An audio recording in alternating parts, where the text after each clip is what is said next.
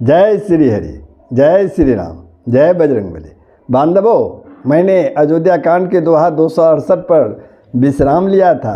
आप लोगों ने श्रवण किया कि भरत जी बोल रहे हैं कि मैं छोटे भाई शत्रुघ्न समेत मुझे वन में भेज दे और आप अयोध्या लौटकर सबको सनाथ कीजिए। श्री राम जी से बोल रहे हैं, नहीं तो किसी भी तरह हे नाथ लक्ष्मण और शत्रुघ्न दोनों भाइयों को लौटा दीजिए और मैं आपके साथ चलूं। अब आगे का प्रसंग। न तरु जाहि बनती नहीं भाई, बहुरिय सिय सहित रघुराई। जय विधि प्रभु प्रसन्न मन होई, करुणा सागर कीजिए सोई। करुणा सागर कीजिए सोई। या हम तीनों भाई वन चले जाएं और हे रघुनाथ जी आप श्री सीता जी सहित अयोध्या लौट जाइए। हे दया सागर, जिस प्रकार से प्रभु मन प्रसन्न हो वही कीजिए। देव दिन सबु मोहिया भारू, देव दिन सबु मोहिया भारू। मोरे नीति न धर्म विचारू, कहूँ बचन सब स्वार्थ हेतु। रहत न आरत के चित चेतु। हे देव, आपने सारा भार मुझ पर रख दिया, पर मुझे न तो नीति का विचार है न धर्म का। मैं तो अपने स्वार्थ के लिए सब बातें कह रहा हूँ। दुखी मनुष्य के चित्त में विवेक नहीं रहता। उतरु दे सुनी स्वामी रजाई, सो से बैकुल की लाज लजाई। असमय बैगुण उदधिया गाधु, स्वामी शने शराहत साधु। स्वामी की आज्ञा सुनकर जो उत्तर दें, ऐसे सेवक को देखकर लज्जा भी लज्जा जाती है। मैं अवगुणों का ऐसा अथाह समुद्र हूँ, किंतु स्वामी आप स्नेहवश साधु कहकर मुझे सराहते हैं। भरत जी श्री राम जी को बोल रहे हैं, अब कृपाल मोहि सोबत भाबा। सकुच स्वामी मन जाई न पावा। प्रभु पद सपत कहूँ सती भाऊ, जग मंगल हित एक उपाऊ। हे कृपालु, अब तो वही मत मुझे भाता है जिससे स्वामी का मन संकोच न पावे। प्रभु के चरणों की शपथ है, मैं सत्य भाव से कहता हूँ। जगत के कल्याण के लिए एक ही उपाय है। प्रभु प्रसन्न मन सकुच तजी, प्रभु प्रसन्न मन सकुच तजी। जो जही आई सुदेव, सो सिर धरी धरी करही सबू। मिटही अनट बड़ेब, सियावर राम जय जय राम, सियावर राम जय जय राम। प्रसन्न मन से संकोच त्याग कर प्रभु जिसे जो आज्ञा देंगे उसे सब लोग सिर चढ़ा चढ़ा कर पालन करेंगे और सब उपद्रव और उलझने मिट जाएंगी।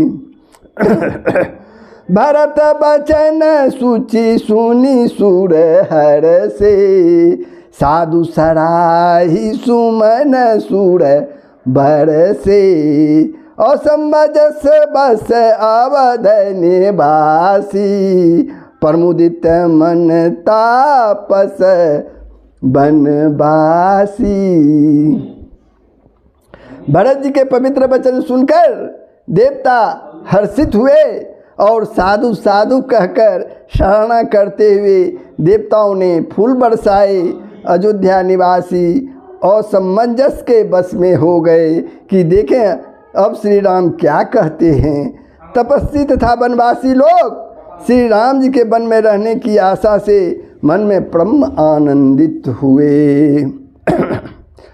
चुप ही रहे रघुनाथ संकोची, प्रभु गति देखी सभा सब सोची। जनक दूत ते ही अवसर आए, मुनि वशिष्ठ सुनी बेगी बुलाए। किंतु संकोची श्री रघुनाथ जी चुप ही रह गए। प्रभु की यह स्थिति मानी मौन देखकर सारी सभा सोच में पड़ गई। उसी समय जनक जी के दूत आए। यह सुनकर मुनि वशिष्ठ जी ने उन्हें तुरंत बुलवा लिया।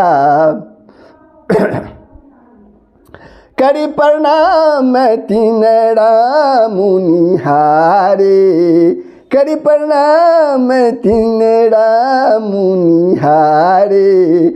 बेसु देखी भय निपट दुखारे, दूतन मुनि बर बूझी बाता। कहु विदे भूप कुशलाता। उन्होंने आकर प्रणाम करके श्री रामचंद्र जी को देखा। कौन? दूत ने। उनका मुनियों सा वेश देखकर वे बहुत ही दुखी हुए। मुनिश्रेष्ठ वशिष्ठ जी ने दूतों से बात पूछी कि राजा जनक का कुशल समाचार कहो। सुनी सकुचाई नहीं महिमा था, सुनी सकुचाई नहीं महिमा था। बोले चढ़बर जोड़े हाथा, बुझब राउर सादर साई। कुशल हे तू सो भयउ गोसाई। यह मुनि का कुशल प्रश्न सुनकर सकुचाकर पृथ्वी पर मस्तक नवाकर वे श्रेष्ठ दूत हाथ जोड़कर बोले, हे स्वामी आपका आदर के साथ पूछना यही है गोसाई कुशल का कारण हो गया। ना ही तो कौशलनाथ के साथ, ना ही तो कौशलनाथ के साथ कुशल गई नाथ। मिथिला अवध विशेष ते जगू, सब भयऊ अनाथ। सियावर राम जय जय राम, सियावर राम जय जय राम।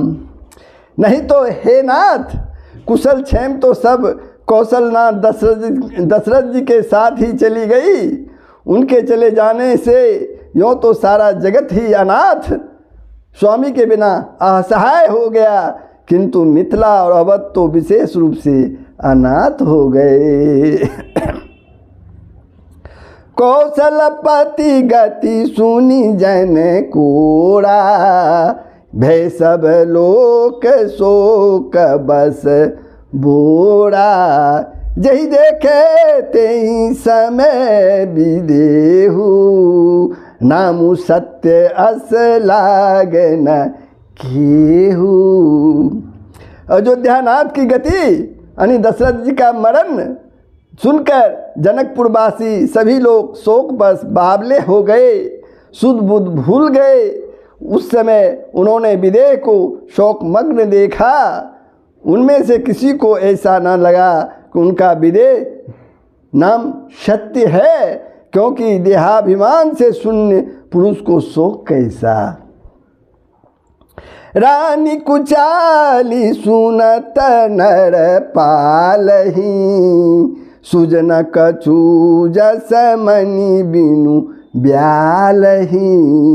भरत राज रघुबर बनवासु, भा मिथिलेश हृदय हरासु।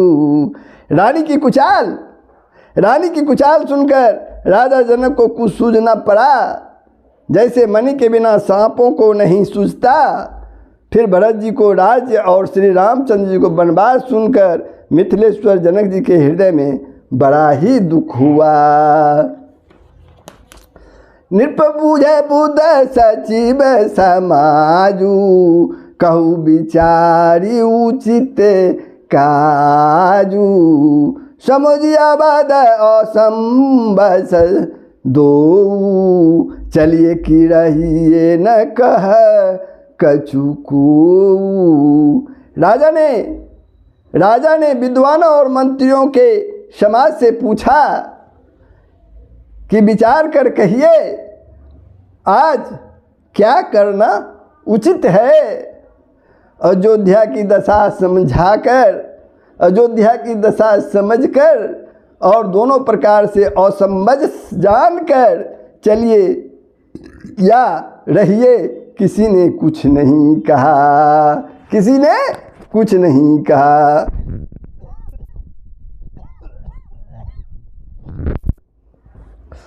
निरपई धीर धरि हृदय विचारी, पठय अबद चतुर चर चारी। बुझि भरत सती भाऊ कुभाऊ, आयु बेगी न होई लखाऊ।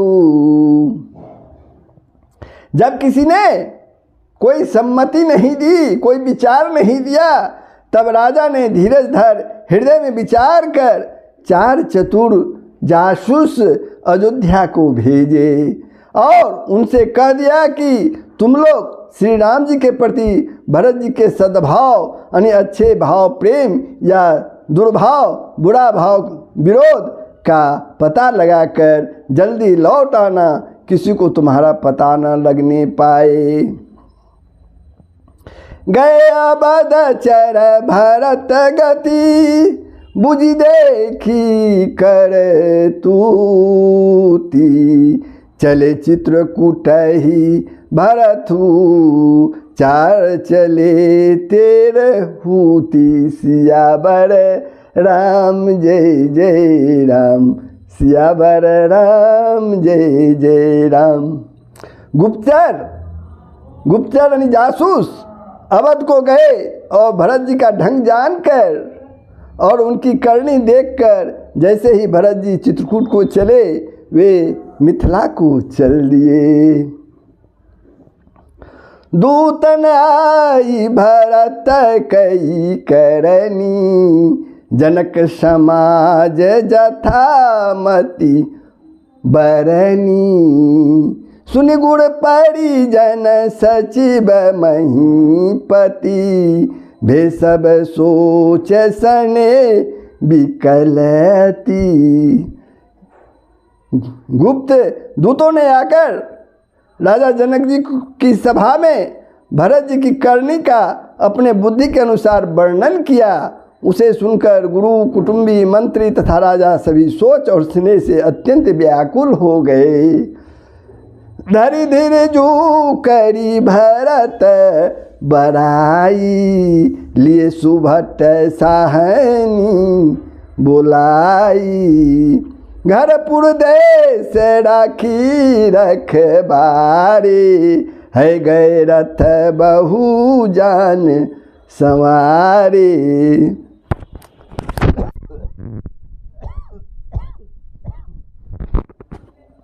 फिर जनक जी ने धीरज धरकर और भरत जी की बड़ाई करके अच्छे योद्धाओं और साहनियों को बुलाया। घर नगर और देश में रक्षकों को रखकर घोड़े हाथी रथ आदि बहुत सी सवारियां सजवाई।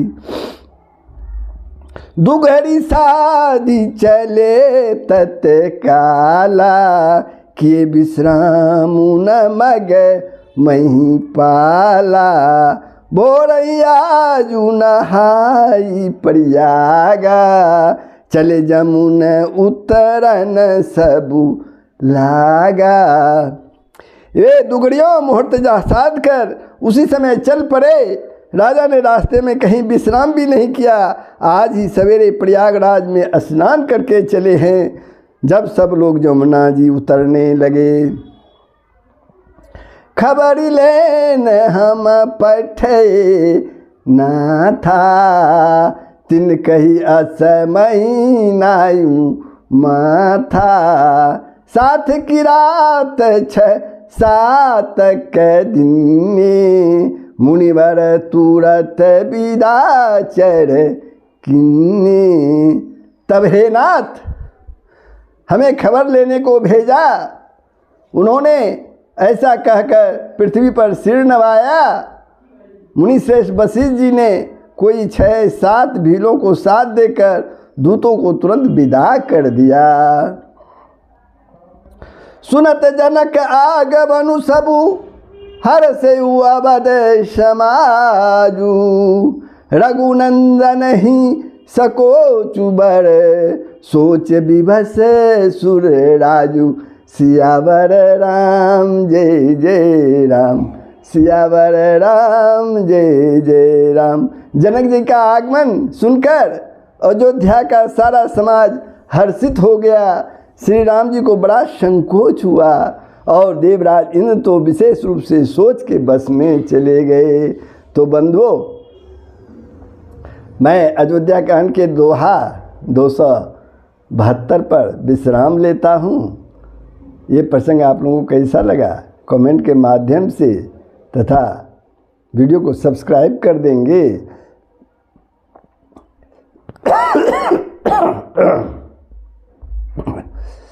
जय श्री हरि, जय श्री राम, जय बजरंगबली। सबका भला ही होगा, पूरे विश्व का भला होगा।